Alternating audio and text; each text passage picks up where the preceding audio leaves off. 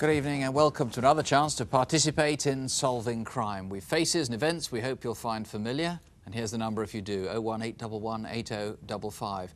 As always, there are detectives here from each case that we're covering, or you can speak to a BBC researcher if you prefer. And there's a special number for deaf viewers who use the Minicom system. There's the number on the screen. And this month, stealing by appointment, how bogus telephone officials have been robbing elderly people of heirlooms worth more than £2.5 million. And we have advice on how not to fall victim yourself to this sort of crime. Then there's the case of Ricky Haywood, who had such a grudge against him that it led to his murder. And how builders digging out the garden of a house revealed a mystery that had been buried there for more than 8 years. Our first case is one that hasn't been made public until now because of worries that the gang involved might go into hiding and because of a concern that it could lead to copycat offences. Now, on the first count, police have now concluded the offences are more likely to be stopped by publicity than by further undercover methods. Indeed, there was another offence this morning. To make it hard for others to imitate these crimes, in conjunction with the authorities, we'll be giving you advice. In the film that follows, there are only two actors, the thieves. The witnesses are victims of these crimes who have reenacted the events.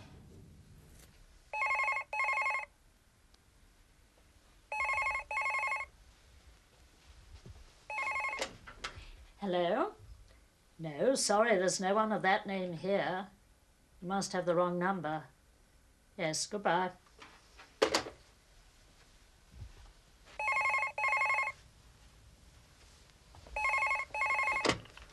Hello? Oh, it's you again. Yes, there must be a fault. Oh, would you report it? Thank you very much. Goodbye. Getting on all right, Mother? Yes. Anne lives with her mother, Madge, who's blind, and who, last August, celebrated her 100th birthday. There was a party, of course, and Madge brought out a diamond brooch for the occasion, the first time she'd worn it for many years. It was a lovely brooch. We knew it was valuable, and so we had hidden it in a jar of semolina. So, of course, I got it out, cleaned it up, and she wore it. And sadly, we had not put it back in the semolina.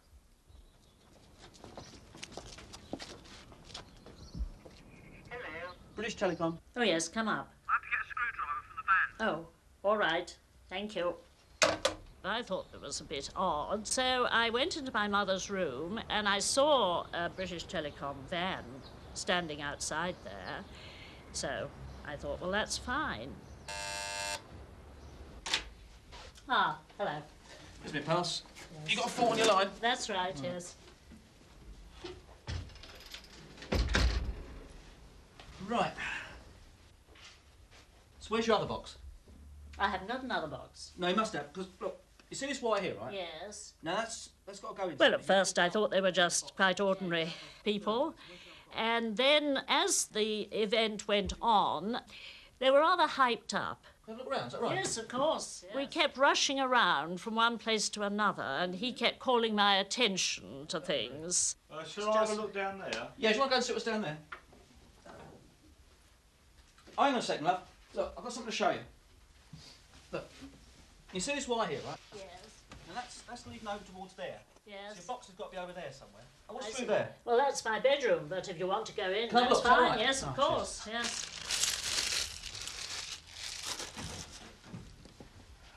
No, nothing in there, is there?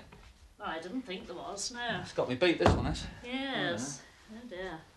Well, it's got to be here somewhere, isn't it? Yes, it has. There's no box in there. No. Yeah. Look, tell you the best thing we can do. We'll go outside, Yes. see if we can see the junction box outside the house, all right? All right, fine.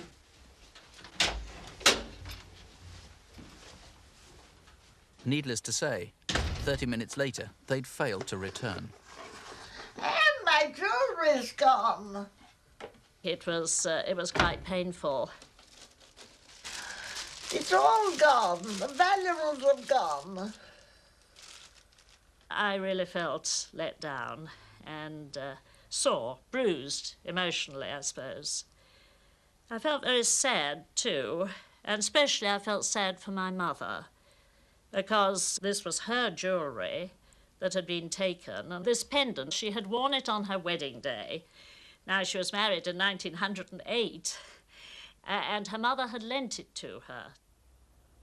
Police have so far linked over 80 of these burglaries, all of them in the more expensive residential areas of London, from Belgravia to Hampstead.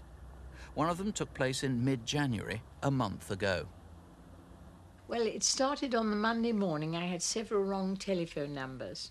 And then the operator came through to say there was a fault on my line and they wanted to come along to see it. And I said, but they couldn't come on the next 2 days. I wasn't here. But I made an appointment for them to come on Thursday.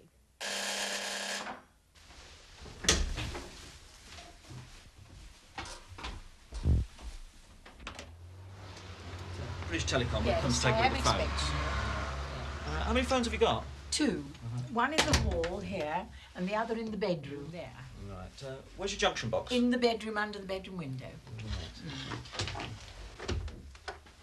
Yes, just down there, underneath the Oh, is it? the back of the drawers, under the window there. Oh, yes, I see. Shall I help you? No, I'm fine. You sure thanks, we can I'm fine. manage? We're fine.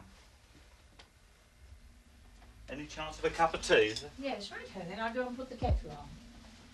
They were cool, very confident, and looked me straight at the face and everything. The one did, the other not so much. He was quieter. How are you getting on? Oh, this wiring's a hell of a mess.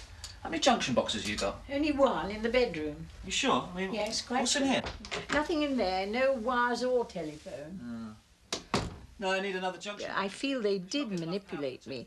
I feel they, well, they'd got me positioned. They were always either side me. Having it near the junction box in the front. No. It's better to have it further back. That's right, yeah. What about that tea then, love? Oh, yes, I'll get that. Take with you. I'll come with you. Have a look.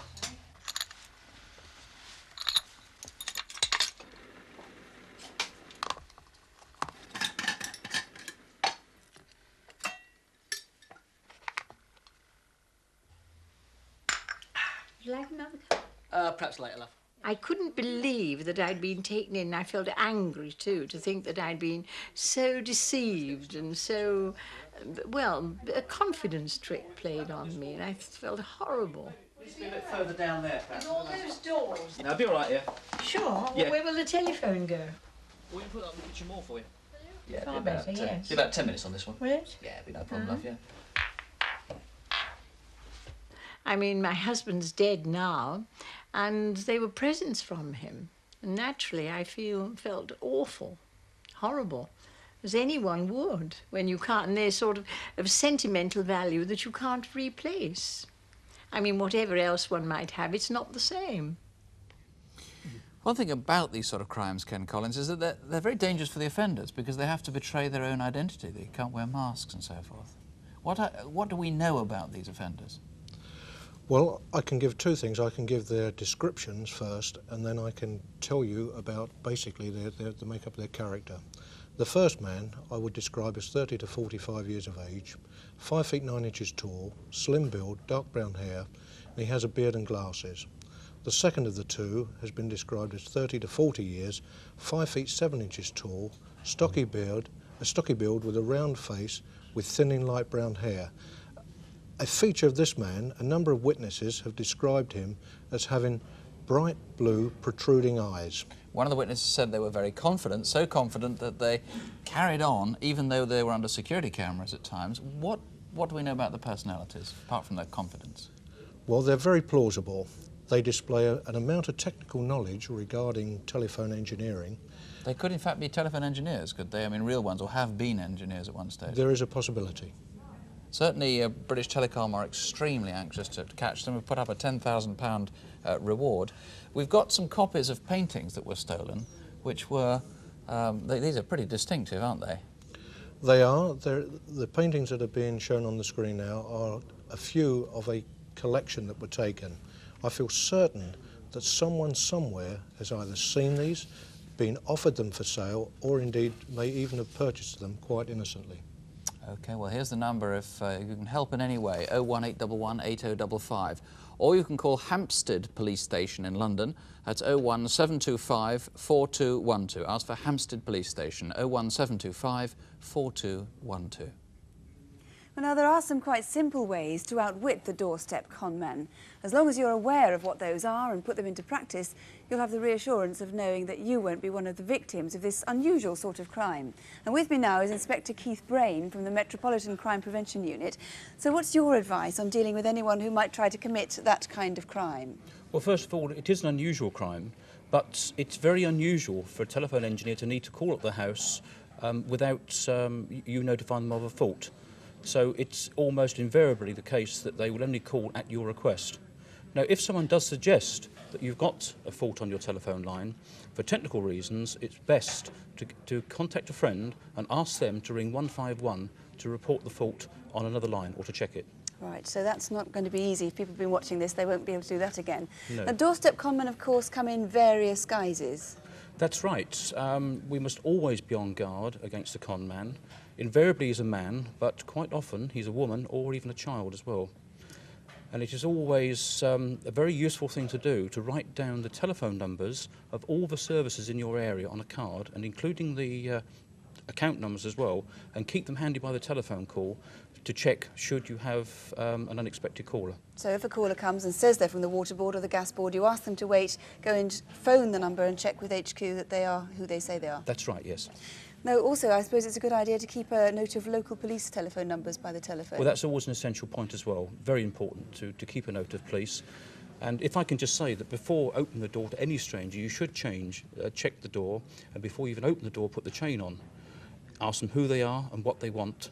Ask them if they got identification. If they do show any identification card, don't take it as being accurate, because it is very easy to forge these cards. Right. So finally, not to be rude, not to feel guilty about being rude or to be intimidated. There is absolutely no need to let anybody into your house if you don't want to let them in, is there? That's right. The genuine caller will not mind being kept waiting on the doorstep whilst you check them out. And if you have any suspicions whatsoever, please call your police straight away, your local police station. They'll welcome the calls. Thank you very much indeed. And if you'd like to know more, there is always our Crimewatch Guide to Home Security with more practical advice.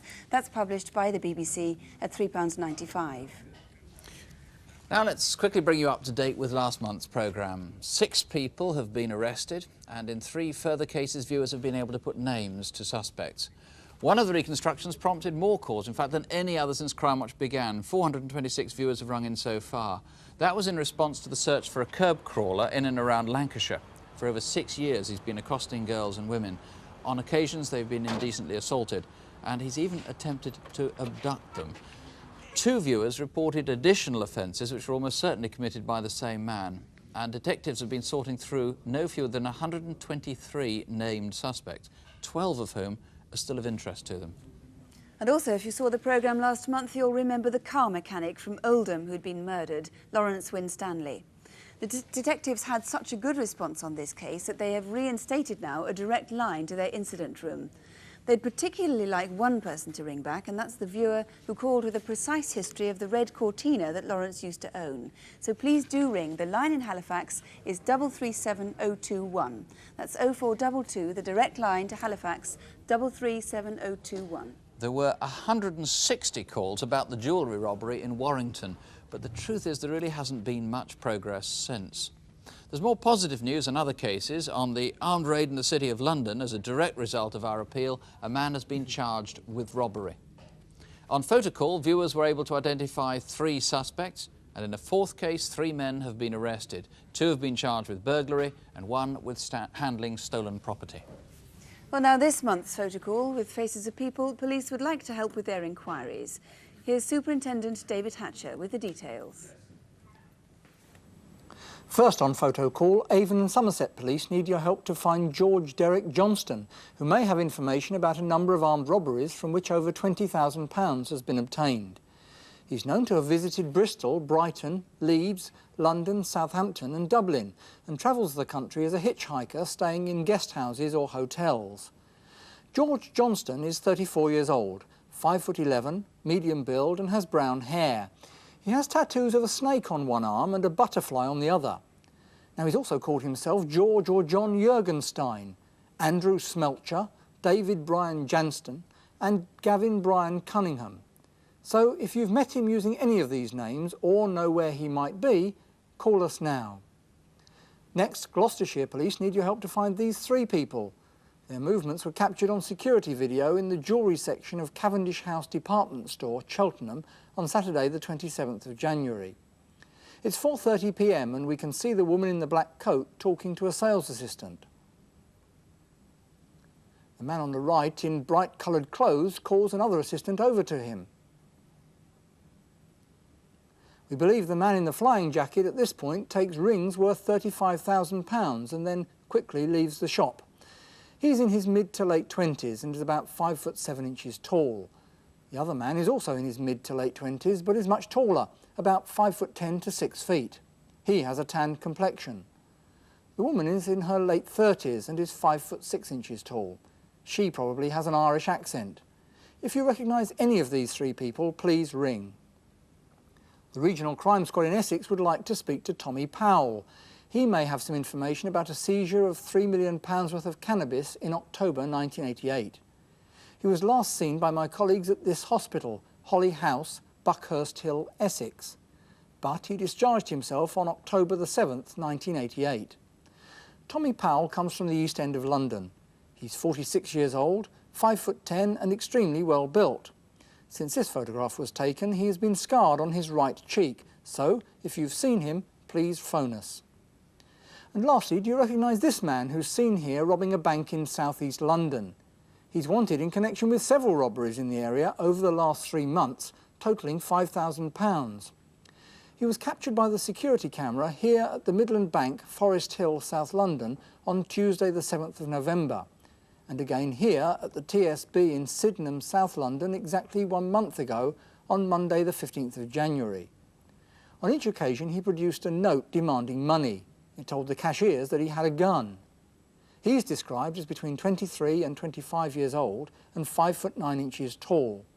So if you think you recognise him or any of our other photo call faces, then call us now. And that's the number, 018118055, 018118055. Well, we have another Aladdin's Cave of stolen property in the studio this month. It's from police stations in 5 counties, spread right across the country. Some of it may belong to you. So here's Eric Knowles to show us around. Thank you, Sue. Well, it's a round trip that starts in Kent, and to be precise, off the coast of Deal. Here's a watercolour painting by Thomas Bush Hardy, and it's dated 1889. Now, in 1969, a certain Fiona Compton was the proud winner of the, let's get it right, the Daphne Lloyd Challenge Cup, which was presented by the North West Kent branch of the Pony Club.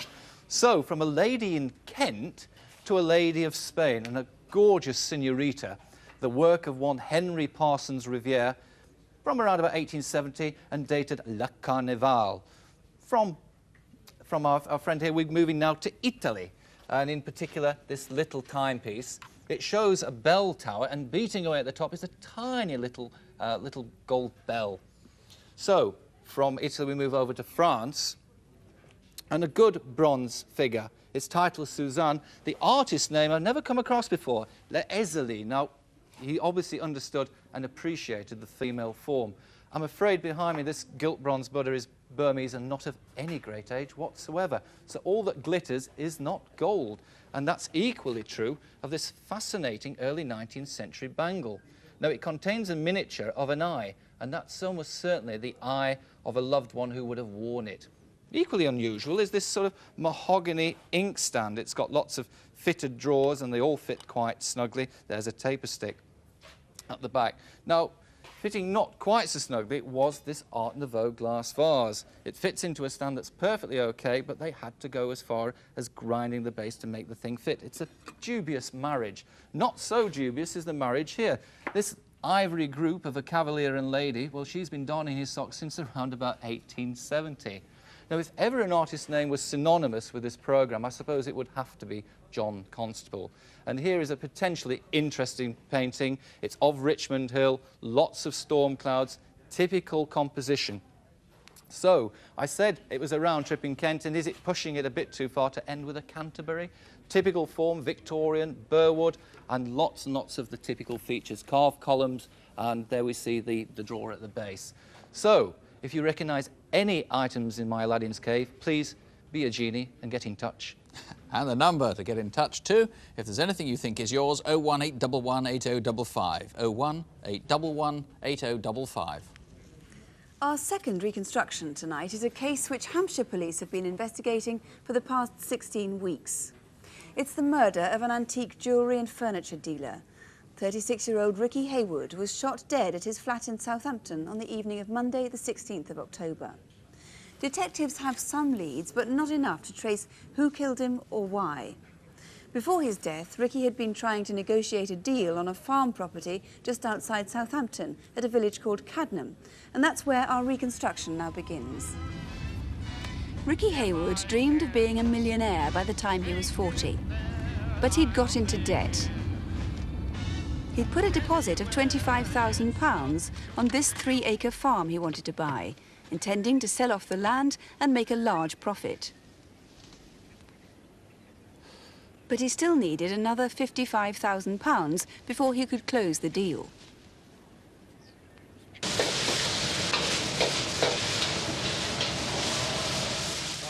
On the evening of Sunday, October the 15th, Ricky took his girlfriend and his mother and sister out for a meal. He persuaded his mother to remortgage her bungalow in order to lend him some of the extra cash he wanted. Look, Mum, just go over it again. It's all right about the bungalow and the mortgage, isn't it? I've said I'll raise the money for you, Ricky, but you know half of it is Anne's. Well, I don't mind, as long as I get my money back. You'll get your money back. It's an investment, isn't it? We'll see you all right. Ricky was obsessed with his own security. He carried a panic alarm and he'd installed video monitors bleeping continuously in his bedroom, as well as in his jewellery and antique shop underneath the flat.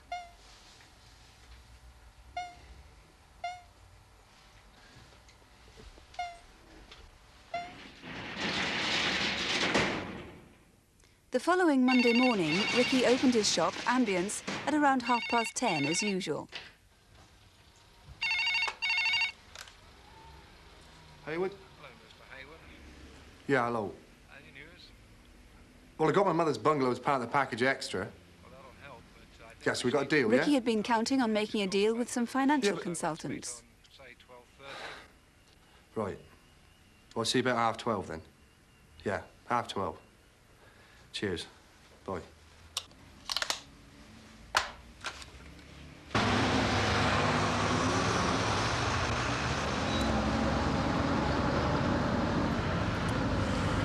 If you can tell me that I've got the money for this bungalow, for the farm, say, in writing, and a definite, then that's all right by me. We can make no promises today.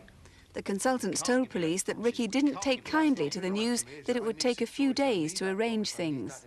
Well, that is the very best we can do, Mr. Haywood. We'll go back to the office and see what we can sort. Well, that's not good enough, is it? We'll see what we can sort. See you later. Yeah, see you later.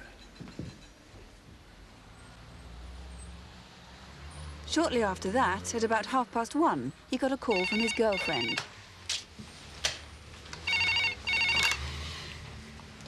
Haywood? Hi, Rick, it's me. Hello, Leslie. How is it? I don't know what these finance people want from me. What do they say? I still can't raise enough cash, even with Mum's bungalow. I tell you what, Leslie, I'm going up the wall. What about later? Oh, yeah. About the meal, I think we should knock it on the head for tonight. Why? Yeah, but I'm so busy, I don't know whether I'm coming or going. Oh. Yeah. Well... Well, look, I'll ring you later on and we'll talk about it then, yeah? Okay, I miss you. Yeah, okay. Miss you. I love you. At 5:15, the number 3A bus was passing Ricky's shop. A passenger saw Ricky arguing with a short, fat, bald man. This man has still not been traced. A few doors up, Mr. and Mrs. Chester were clearing up their shop. It was 6:05. Ricky was shutting up his business for the night. A man looking very much like Ricky helped him in with his sign. The police would like this man to come forward. At about the same time, a scruffy man was seen loitering near Ricky's flat. He was acting strangely and carrying something under his arm.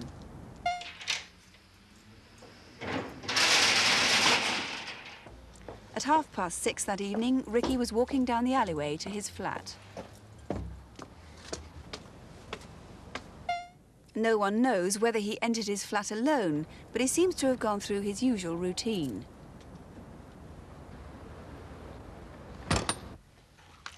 Further up the road, Mr. and Mrs. Chester were still sorting out their shop.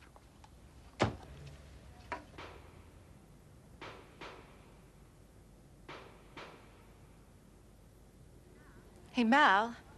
What? Like gunshots. Rubbish. It's just a car backfiring. Inside his flat, Ricky had been shot at point-blank range. Just about that time, an accountant was arriving to talk business with Ricky. His pronounced limp was the result of a rugby injury. Police believe the killers were still inside the flat. Anyone who saw the accountant outside Ricky's flat that evening could also have seen whoever killed Ricky Haywood.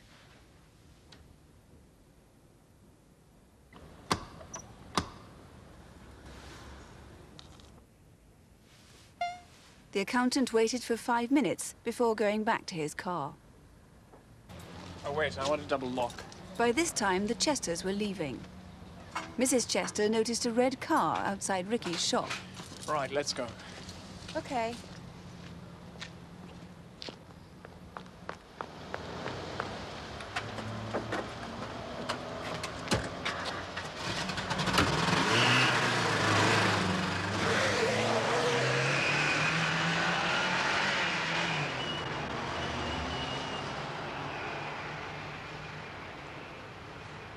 Well, Mr. Piper, those two men are obviously strong suspects. How did that witness describe them? Yes, we're very anxious to trace these two men.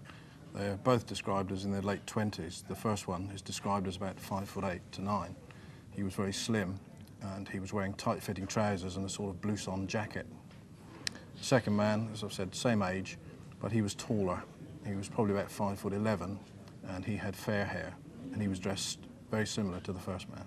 Now, the other suspicious character seen around that time was the man seen round the back of the shop near Ricky's flat. What description do you have of him? Yes, we're very anxious to trace this man as well because he was acting suspiciously at the back of the flat, and he was carrying something which, of course, could have been a gun.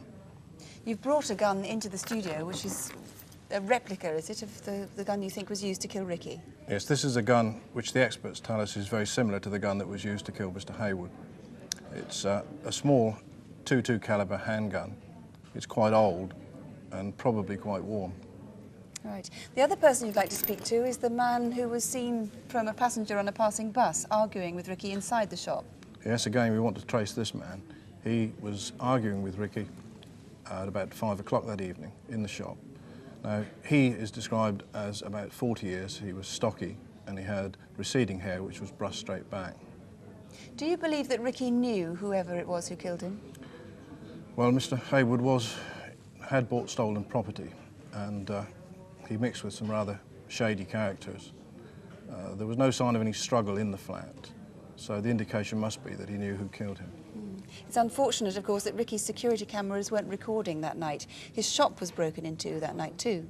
Yes, the shop was broken into that night by using, in fact, the keys which were stolen from the flat. Do you know what time that was?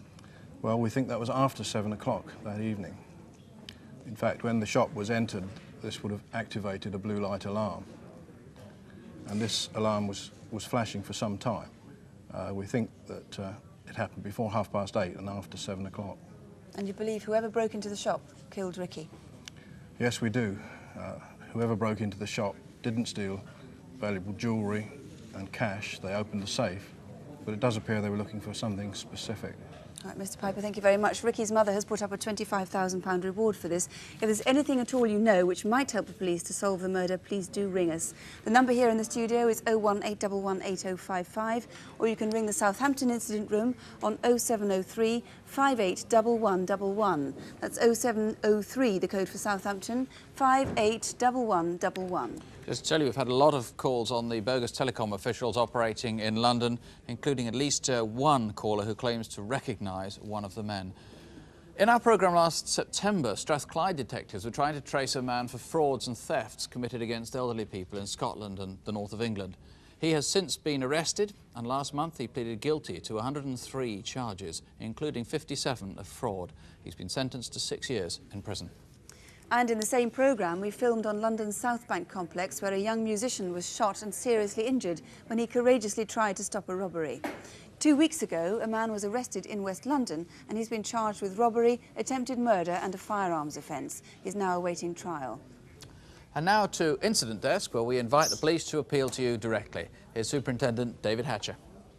First, we need your help to find the 2 men who raped and nearly killed a young woman in East London last month.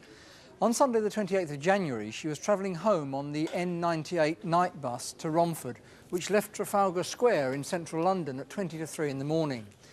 We want to talk to everyone who was on that bus. The woman had been dozing but woke suddenly as the bus passed the Bow flyover at 3:20 a.m. She got off, mistakenly thinking that she'd reached her stop. 2 men approached her and said they would like to show her where to catch a different bus. She followed them along Pudding Mill Lane to another bus stop, but they dragged her under the nearby railway bridge where they raped her and threw her over the wall into the canal. But this ledge broke her fall and fortunately saved her from drowning. One of the men is about 20 years old, of mixed race, 5 foot 9 inches tall, medium to heavy build. He was wearing a cream-coloured jacket. The other man, who may be called Dave, is 18 to 20 years old, 5 foot 7 inches tall and medium build. He was wearing a green and white striped T-shirt. Please phone us now if you recognise either of these men, or if you were on that N98 bus in the early hours of Sunday, January the 28th.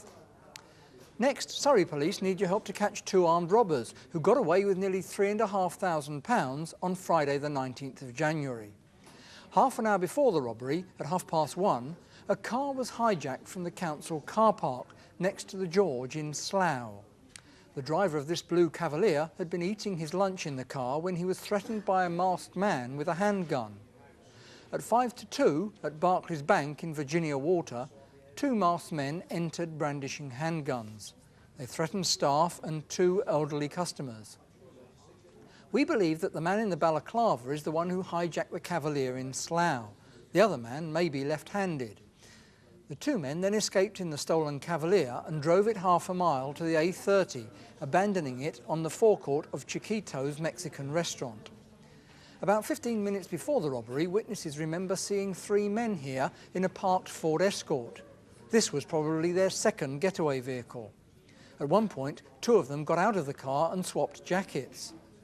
If you think you recognise these men or saw them in either of these 2 cars on the 19th of January, then please call us now. Finally, Lincolnshire police are determined to find these 2 men. These video fits were made up by a woman who disturbed them, burgling her house in Washington near Lincoln. It was about 9:45 in the morning when she returned home to Granson Way. One of the men knocked her to the ground and threatened her with this Sabatier kitchen knife he'd brought with him. Then he slashed her furniture with it. It was a very frightening attack, but the men did leave some clues to their identity. During the burglary, one of them mentioned the name Tracy. Now, he had a Nottinghamshire or Derbyshire accent, and he's described as 20 to 25, over 6 foot tall, broad-built, with short, dark, spiky hair. He wore a gold stud and an earring in one ear. The second man is 19 to 20 years old, 5 foot 7 to 5 foot 9, average build, with mousy hair and a northern accent. If you recognise these men or have any information on our other incident desk cases, please phone us now. 01 811 8055 is the number if you can offer information on any of those cases. 01 811 8055. Our next case is a most unusual one, a crime that's over 8 years old, but that only came to light 8 weeks ago. What we're about to show you is nothing of the crime itself, but of the painstaking investigation that went into identifying the victim. The process led to a whole new set of questions, and hence to this appeal. Our film begins in Cardiff on the 7th of December at a house that's under renovation.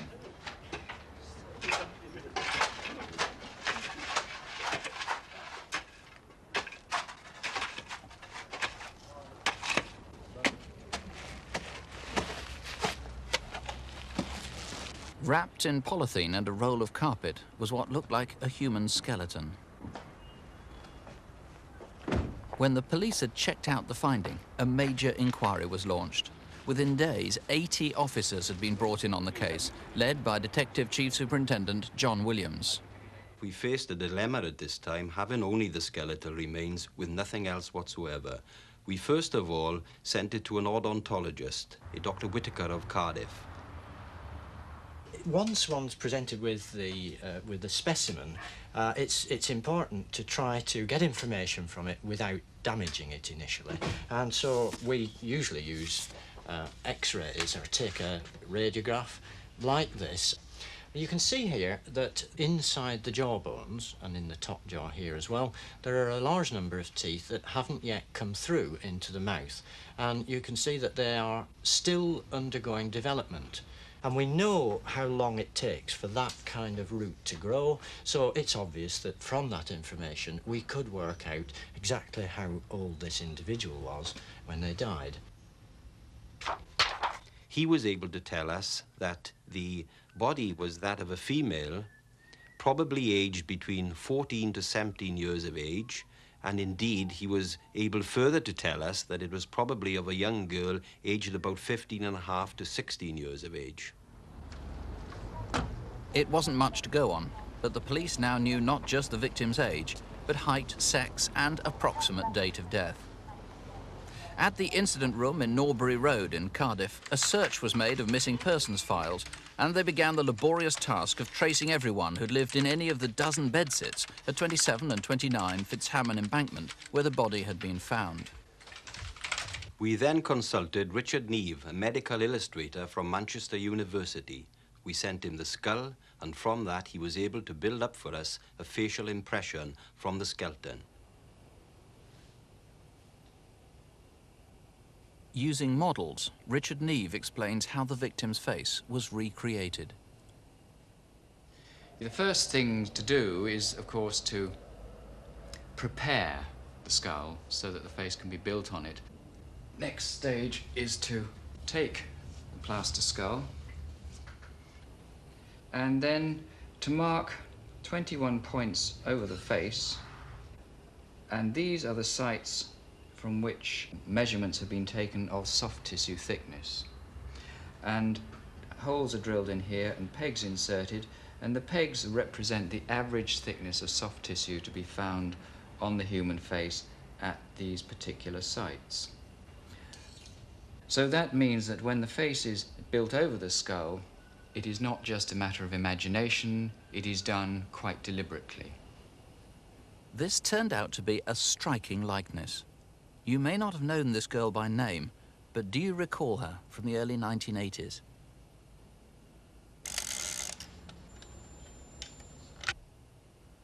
This picture was issued nationwide and made front pages in South Wales.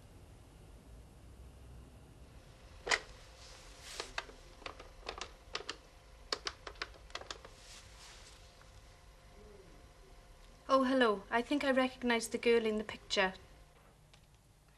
Hello, I'm telephoning about the photograph of the girl in the paper.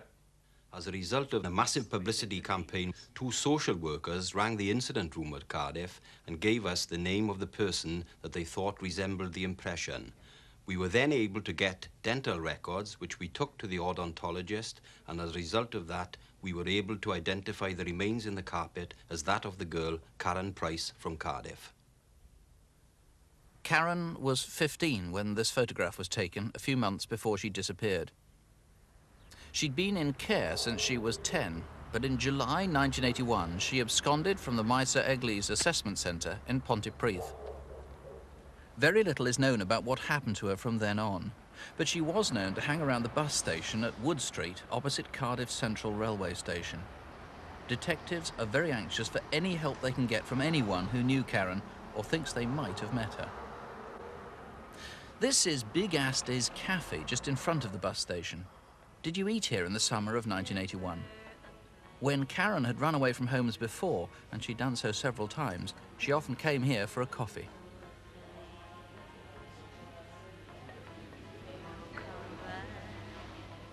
And in the early 80s, lots of youngsters used to hang around outside the Empire Pool in Wood Street. Do you remember Karen? Above all, Did you live opposite Cardiff Arms Park across the Taff, at Bedsits in Fitzhamon Embankment? Detectives are determined to find everyone who lived here in the late 70s or early 80s, especially if you stayed in numbers 27 or 29. John Williams, there'll be people already reaching for the phones, I'm sure, and I suspect there'll be others who are hesitating, a bit worried that if they ring in, they're going to catapult themselves into the middle of a murder inquiry, might even be regarded as suspects. No, I would like to reassure these people that they would be purely treated as friendly witnesses. We are appealing for information from them, so please come forward. Now, there must have been a lot of people who knew Karen after she left Maes Eglwys, the assessment centre in July 1981. I mean, where did she sleep? Where did she eat? Where did she wash? That's quite right. She was in and around that city centre area, and someone must have befriended her and certainly seen her. And I would ask these people now, even after 8 years, when they may have moved away from Cardiff, to come forward and contact us. If anybody befriended her, it might be a real friend now, and ring in. This is the sort of clothes you think she was wearing, a sort of grey sweatshirt, and these are very distinctive. These jeans, distinctive really, they're called Carmen Gear. They're out of production now, aren't they? But it's the colour, That's quite really. right, yes. They're plum coloured, and there's, without a doubt, she was wearing those at the time of her death. That house again, 2729 Fitzhamon Embankment, which is the place where she was found and where you suspect she might have been staying. You don't know, but we need to know anyone else who was staying there. And here's the number, 01811 8055. The time, remember, we're talking about is summer and late summer 1981 in particular. 01811 8055. Or you can call the incident room in Cardiff on 0222 398 381.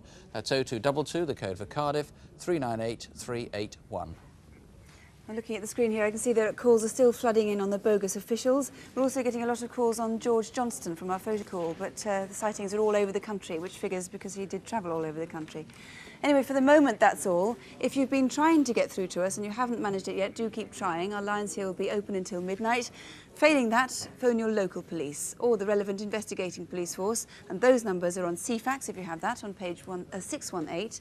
Or you can write us if you like. The address is Crimewatch UK, BBC Television, London W12 7RJ. We're back with more results and phone calls so far after question time, that's at 11:45, and watch Daytime Live tomorrow after midday for all the overnight developments. We're back with the main programme next month. You know, we're often asked, why don't you have Crimewatch every week or even every night? You may find the answer surprising. There simply aren't all that many major crimes with enough clues to make a helpful reconstruction. It really is true, as we say each month, that the sort of crimes we cover are important. They're rarer than people tend to think. So don't have nightmares, do sleep well. Good night. Good night.